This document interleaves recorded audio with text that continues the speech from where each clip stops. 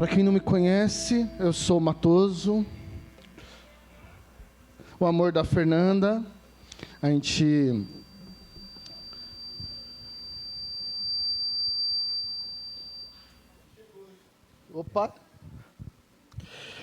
E hoje eu fui incumbido de trazer uma palavra. E, gente, não sei vocês, mas tanta coisa aconteceu hoje, tanta coisa diferente está rolando. Mano, não sei vocês, mas está algo diferente. Não é porque eu estou aqui, é porque realmente está algo rolando que eu não entendi. E se eu não entender, tá bem, tudo bem. Deus está fazendo alguma coisa e Ele está fazendo. Não depende de eu entender alguma coisa para que as coisas aconteçam. E, mano, quem me conhece, quem já viu ministrando, sabe que eu curto abrir uma Bíblia. Então, a Aninha já está ali com o esquema, já sabe que hoje vai ser trabalhoso para ela. Obrigado, Aninha. E a gente vai começar bem básico, bem suave. Se você nunca ouviu falar, tem um livro da Bíblia chamado Tito. É um livro de 3 capítulos, mano. Sério. Se você nunca leu um livro na Bíblia, tem uns livros tipo Ageu, tipo Tito, que você, numa sentadinha de 2 horinhas, você mata. Você pode falar, eu li um livro da Bíblia pelo menos por completo. Mas a gente não vai fazer isso hoje. A gente vai só num capítulo aqui. Tito 2, 11 a 15, NVT, por favor. Isso aí. Pois a graça de Deus nos foi revelada a todos. Aqui não está falando para quem é santo, para quem é perfeito. Aqui está falando para quem? Para todos. Traz salvação. Somos instruídos a abandonar o estilo de vida ímpio, abandonar o pecado, abandonar aquilo que a gente acha que é normal, ou que a sociedade diz que é normal, e viver conforme a palavra de Deus. Neste mundo perverso, nesse mundo zoado que a gente vive. Devemos viver, guardem por favor essas 3 palavras, vou fazer aquela coisa chata, repitam comigo: sabedoria, justiça e devoção. Mais uma vez, devemos viver com sabedoria, justiça e devoção. Beleza. Próximo versículo, Aninha. Enquanto aguardamos esperançosamente um dia que será revelada a glória do grande Deus e Salvador Jesus Cristo, a segunda vinda, o dia que Ele se entregou a sua vida para nos libertar de todo pecado, para nos purificar, nos fazer de nós, o seu povo, inteiramente dedicado às boas obras. O 15, para finalizar. Ensine essas coisas, encoraje os irmãos a praticá-las, corrija-os com autoridade e não deixe que ninguém ignore o que você diz. Mano, Tito é uma carta diferenciada, porque quando você lê as cartas de Paulo, a maioria delas é assim, é para uma igreja. A carta aos Coríntios, a carta para a Tessalônica, a carta aqui não é pessoal. Aqui é tipo ele pegando o zap, abrindo uma conversa com você, e mandando um papo reto, falando: ô Tito, ô meu discípulo, ô cara, ô meu, e aí, mano, e aí, papo reto? Volta lá no 15, por favor, Aninha. E aí, parça, e aí, mina, salve, tudo bem, princesa? 2,15, por favor, Ana.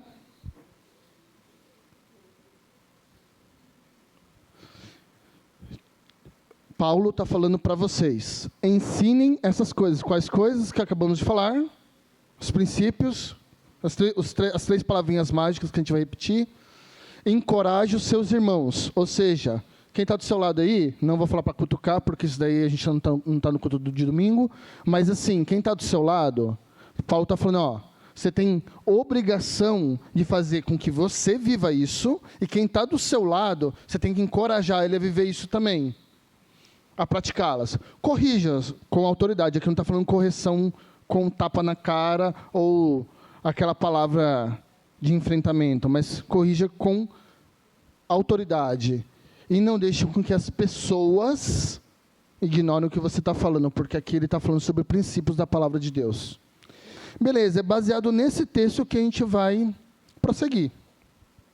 Mano, esse texto, no versículo 12, tem 3 palavras: sabedoria, justiça e devoção. Beleza. sabedoria. Quem assistiu Shazam 2? E aí? Sabedoria de? Salomão.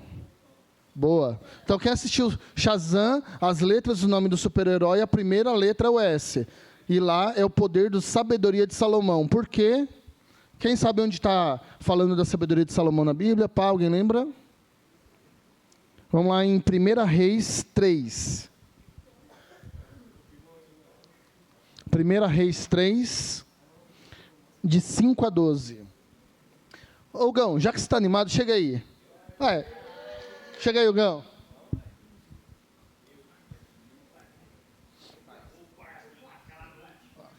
O quê? Só lê. É pra ler? Não. Tá bom.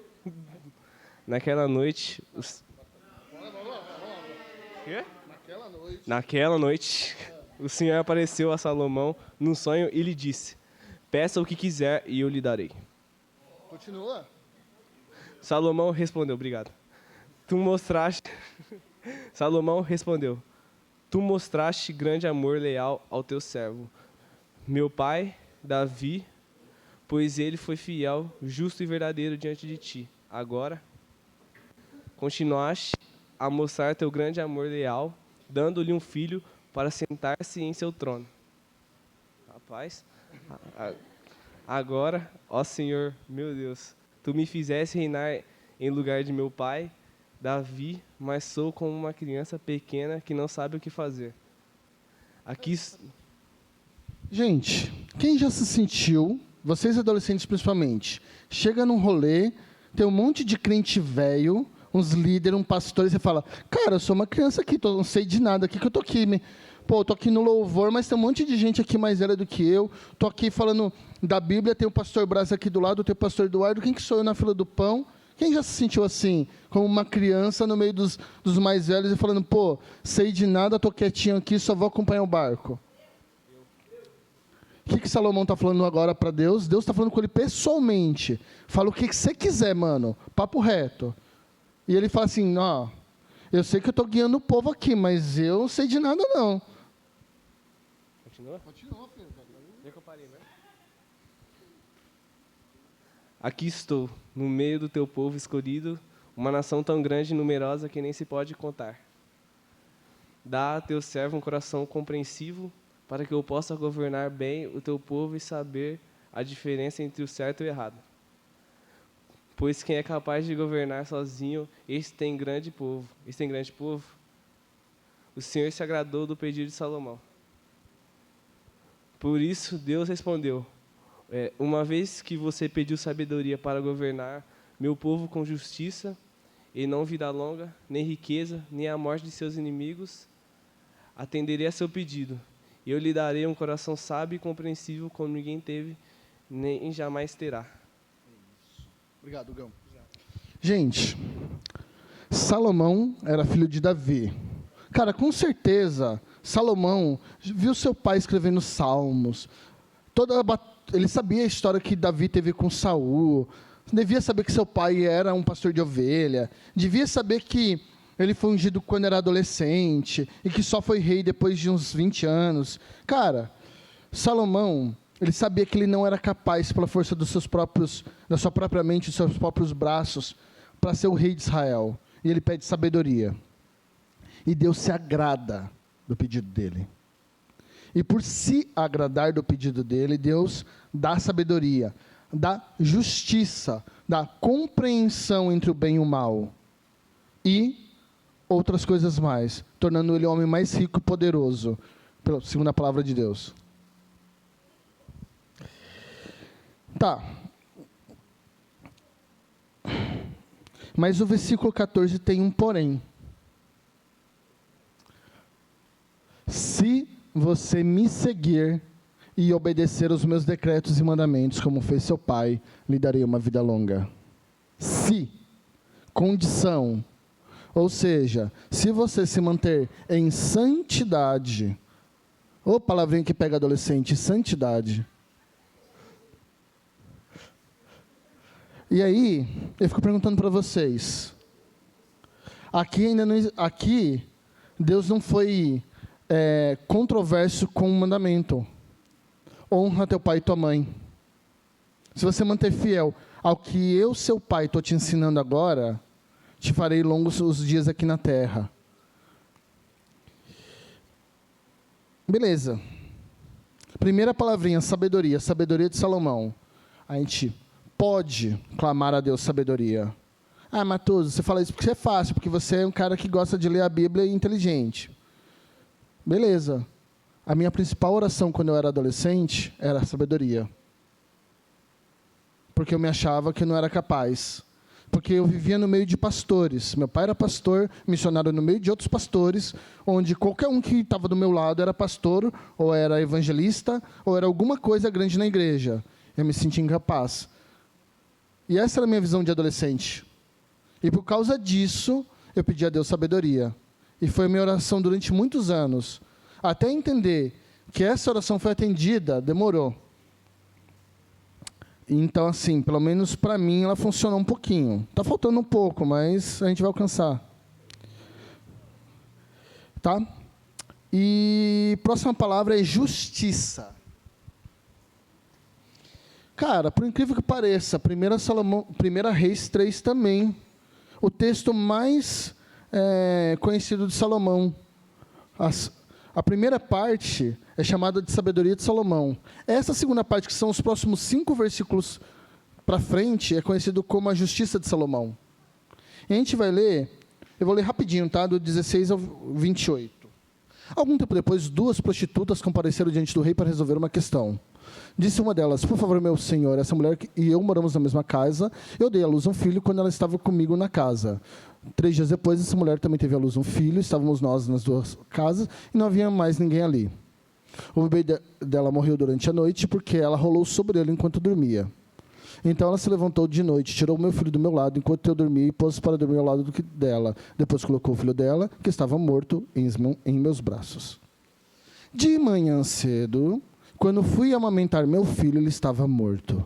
E quando observei de bem perto, na claridade do dia, vi que ele não era o meu. Não, interrompeu a outra mulher. O filho morto era o seu, e o meu é o vivo. Não, disse a primeira mulher. O filho vivo é o meu, e o morto era o seu. E assim elas fizeram um barraco na frente do rei.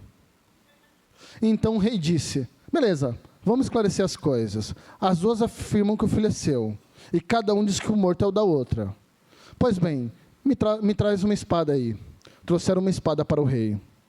Cortarei a criança viva ao meio. Metade vai para uma, metade vai para outra. Simples, né? Vocês querem uma criança, dou metade para cada uma, resolvido o problema. Então, por causa do amor pelo menino, a verdadeira mãe gritou: não, meu senhor, dê o menino a ela. Por favor, não mate. A outra mulher, porém, disse: muito bem, ele não será nem meu nem seu. Dividam a criança ao meio. Então o rei disse: não matem o bebê. O menino pertence à mulher que deseja que ele viva, porque ela realmente é a mãe. Quando todo o Israel ficou sabendo dessa história, o rei teve grande respeito, pois se viu sabedoria que Deus lhe tinha dado para fazer justiça. Opa! Sabedoria para ter justiça? Ué, mas não são palavras diferentes que não tem nada a ver uma com a outra? Como que sabedoria e justiça são palavras correlatas? Não foi aquilo que Deus entregou para Salomão? Como você pediu sabedoria, eu vou te dar discernimento, conhecimento entre o bem e o mal, para que você reine com justiça? Agora eu vou perguntar uma coisa para vocês, adolescentes. Todos olhando para cá, por favor. Vocês têm feito justiça própria ou vocês têm feito justiça de Deus? Em sua justiça, na hora de chamar o amiguinho de falciane, na hora de interpretar o que um ou outro está falando nas redes sociais por aí, vocês estão aplicando a sabedoria de Deus, os princípios de Deus, ou estão colocando seu coração acima daquilo que o Espírito Santo diz sobre vocês e sobre o seu irmão ao lado? Porque justiça vem de Deus. Justiça própria vem do seu coração, do seu próprio ego. Se você acha que você é injustiçado, reveja o seu coração. Provavelmente ali está o problema. Claro que nós não vivemos num mundo perfeito. Todos erram, inclusive você. Então, eu erro, vocês erram, nós praticamos justiça própria um com os outros, e nesse processo a gente acaba denegrindo alguém, a gente acaba machucando o coração de alguém. Então, o que eu tenho para dizer para vocês, Wake, se vocês acham que vocês agiram com justiça própria contra alguém, em algum momento vocês acham, putz, podia ter falado outra coisa aquele dia. Falei demais, falei besteira, falei uma fofoca, sei lá, errei. Vamos ser justos? Vamos consertar nossos erros? Vamos reconstruir as pontes que a gente uma vez quebrou? Vamos reconstruir as alianças? Vamos partir de nós, que a começar em mim, os corações sejam quebrados. Toda a justiça humana, dê um passo para trás, peça desculpa, fala, eu menti aquele dia, desculpa, gente. É uma atitude cristã, buscar ser correto. É um princípio de Deus, fazer justiça de Deus, e não uma justiça própria. Beleza? Terceira palavra, devoção. Cara, 1 Reis 3:4 tem um exemplo de devoção. Naquele lugar, naquela época não existia o templo, tá? Davi ainda eram as tendas, e aí o povo, na época que Salomão começou a reinar, o lugar de adoração mais importante ficava em Gibeon. Por causa disso, o rei Salomão foi para lá e ofereceu quantos holocaustos? 1000 sacrifícios. Próximo. Naquela noite o Senhor apareceu e perguntou, peça o que quiser que eu lhe darei. A questão não era que era 1000 sacrifícios. A questão é que era um coração devoto. Matoso, então, devoção é eu me matar de trabalhar na igreja? Não. Essa é uma tradução ou uma forma de interpretar devoção errada que vocês têm. Talvez por exemplos da nossa própria igreja, porque a nossa igreja às vezes erra nesse sentido. Então tem um exemplo melhor? Tem. Atos 9, 36 a 42. Eu vou pedir para minha linda esposa, como a gente vai falar de uma mulher muito legal, por favor, vem cá, amor.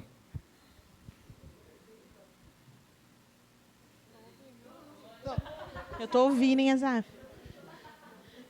O que é para fazer? Eu estou Atos 9 até o 42, 36 e 42. Caraca, eu não enxergo. Havia em Jope uma discípula chamada Tábita, que em grego é Dorcas. Sempre fazia o bem às pessoas e ajudava os pobres. Por esse tempo ficou doente e morreu. Seu corpo foi lavado para o sepultamento e colocado numa sala no andar superior. Quando os discípulos souberam que Pedro estava perto de Lida, enviaram 2 homens para lhe suplicar, por favor, venham o mais rápido possível. Então Pedro voltou com eles e assim que chegou foi levado para a sala do andar de cima, superior. O cômodo estava cheio de viúvas que choravam e lhe mostravam os vestidos e outras roupas que Dorcas havia feito para elas. Pedro pediu que todos saíssem do quarto, então ele ajoelhou e orou, voltando-se para o corpo da mulher e disse, Tábita, isso aí, isso aí, levante-se. E ela abriu os olhos. Quando ela viu Pedro, sentou-se. Ele lhe deu, nossa, ela ressuscitou. Ele lhe deu a mão e a ajudou a levantar-se. Em seguida, chamou os discípulos e as viúvas e a apresentou viva. A notícia se espalhou por toda a cidade e muitos creram no Senhor. Gente, essa mulher, ela era diaconisa, evangelista, profeta. Essa mulher era o quê? Uma viúva. Algumas versões, eu não sei se outra versão, outra referência, diz que Pedro chegou naquele lugar, as viúvas chegaram no ouvido de Pedro, Pedro, essa mulher aqui, tá vendo esse enxoval aqui? Foi ela que fez, ela me abençoou. Tá vendo esse vestido de casamento? Foi ela que fez, ela me abençoou. Dorcas era devota. Mas ela não era uma devota assim, só no sentido de amar a Deus. Ela amava as pessoas. E por amar as pessoas, ela abençoava as pessoas com aquilo que ela sabia fazer, que era costura. E mulheres viúvas planteavam por ela. Ou seja, pessoas que foram tocadas por aquilo que Dorcas fez. Quem tem saudade do Vitinho? Quem tem saudade do Vitor? Quantas pessoas foram tocadas pela vida dele e pelas mensagens dele?